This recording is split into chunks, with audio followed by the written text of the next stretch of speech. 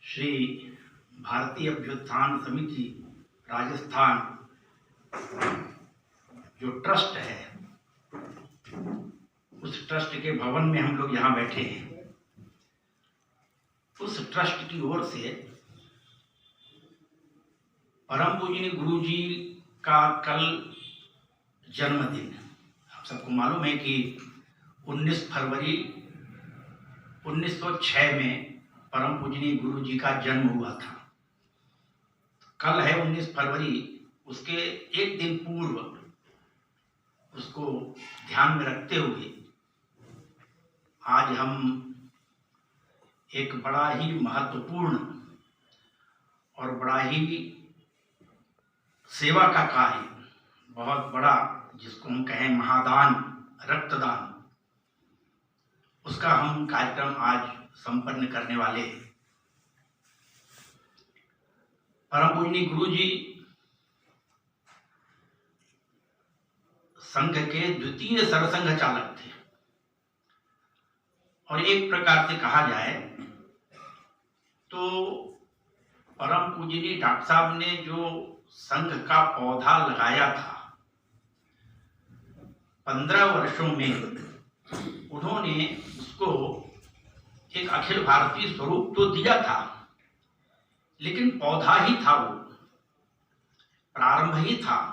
स्थान स्थान पर कार्यकर्ता खड़े हो गए थे, कार्य शुरू हो गया था। और हम सबको मालूम है कि 1940 में जो नागपुर में वर्ग लगा था, तो उस वर्ग में पूरे देश भर से कार्यकर्ता संघ शिक्षा वर्ग करने आए थे, जिसमें कि परम पूज्य डॉक्टर साहब बहुत बीमार होने के बाद भी वहां पर कार्यकर्ताओं को संबोधित करने समापन पर आए थे। और उस समय उन्होंने कहा था कि मैं एक लघु भारत का दर्शन कर रहा हूं। तो जो 1940 में परम पूजनीय डॉक्टर साहब तो चले गए, उसके बाद परम पूजनीय गुरु जी ने सरसंघ चालक के नाते से संघ की बागडोर संभाली। और जो एक छोटा पौधा परम पूजनीय गुरु जी को मिला था, राष्ट्रीय स्वयंसेवक संघ नाम का संगठन का, उसको उन्होंने एक विशाल वट वृक्ष के रूप में उसको स्थापित किया। सबसे अधिक समय सरसंघ चालक के नाते से परम पूजनीय गुरु जी रहे, 33 वर्ष। 34 वर्ष की अवस्था में ही उनको सरसंघ चालक के नाते से वो कार्यभार मिला था। नौजवान थे, तरुण थे। उसके पहले वे काशी हिंदू विश्वविद्यालय में प्राध्यापक थे, वहीं पर वो स्वयंसेवक बने। एक उनके ही विद्यार्थी भैया जी दानी, जो कि बाद में वो सरकारवा भी बने, सरकार सरसंघ चालक गुरु जी थे और सरकारवा भैया जी दानी थे। तो भैया जी दानी ने वहां पर पढ़ते हुए, उस समय वो पढ़ रहे थे और गुरु जी उस समय अध्यापक थे। उस समय भैया जी दानी ने उनको स्वयंसेवक बनाया और गुरु जी नाम काशी हिंदू विश्वविद्यालय में ही उनको मिला, क्योंकि सभी विद्यार्थियों की वो बहुत चिंता करते थे। आर्थिक दृष्टि से, पढ़ाने की दृष्टि से, कहीं कोई समस्या है तो उस समस्या को हल करने की दृष्टि से, आत्मीयता से, स्नेह से, इसलिए उनको गुरु जी नाम काशी हिंदू विश्वविद्यालय में ही मिला और वो नाम उनका जीवन पर्यंत रहा। हम सबको मालूम है कि वे एक आध्यात्मिक विभूति भी थे। नागपुर से वे अचानक सारगाछी पहुंच गए। सारगाछी का मतलब है बंगाल में एक स्थान है, छोटा स्थान उस समय तो था, आजकल तो बड़ा हो गया, सारगाछी। वहां क्यों गए? वहां पर स्वामी विवेकानंद के जो गुरु भाई थे, स्वामी अखंडानंद जी, उनका वहां पर आश्रम था। तो स्वामी अखंडानंद जी से संन्यास की दीक्षा लेने के लिए परम पूजनीय गुरु जी सारगाछी गए। वहां पर उनकी, अपने गुरु की उन्होंने बहुत समर्पण के साथ सेवा की। जो उनको छोटा बड़ा जो काम मिलता था वो वहां पर करते थे आश्रम। उनको बर्तन मांजने का काम दिया। जो आश्रम के बर्तन थे, तो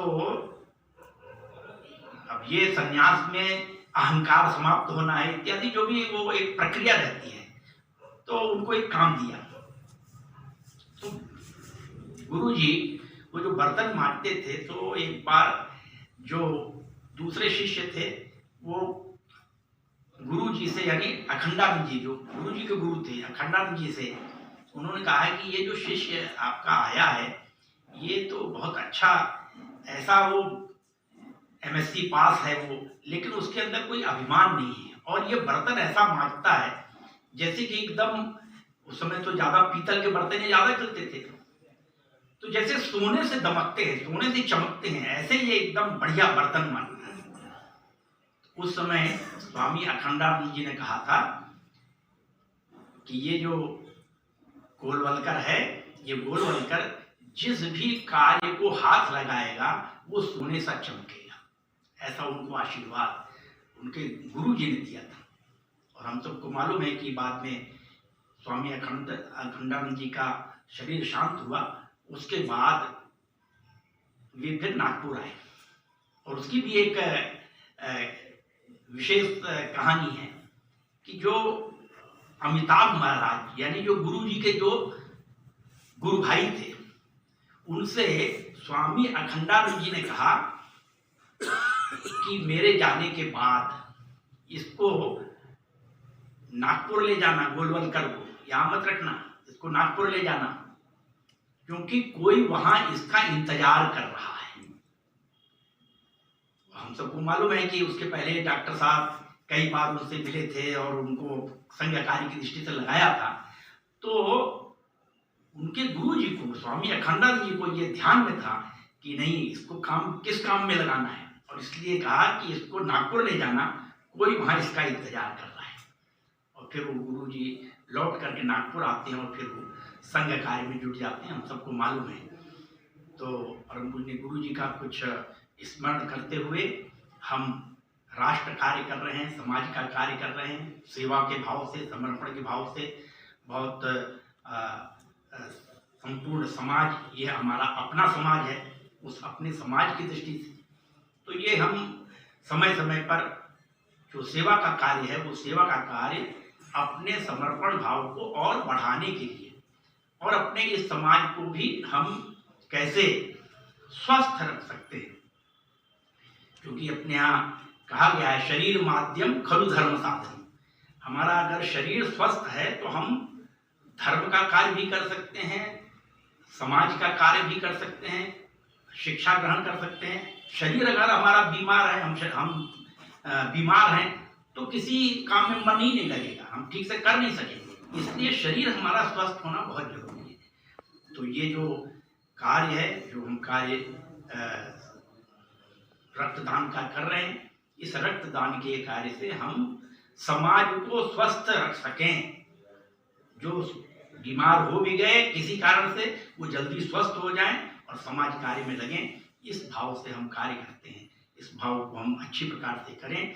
इस ट्रस्ट के माध्यम से, इस न्यास के माध्यम से ये एक अवसर हमको मिला यहाँ रक्तदान करने का।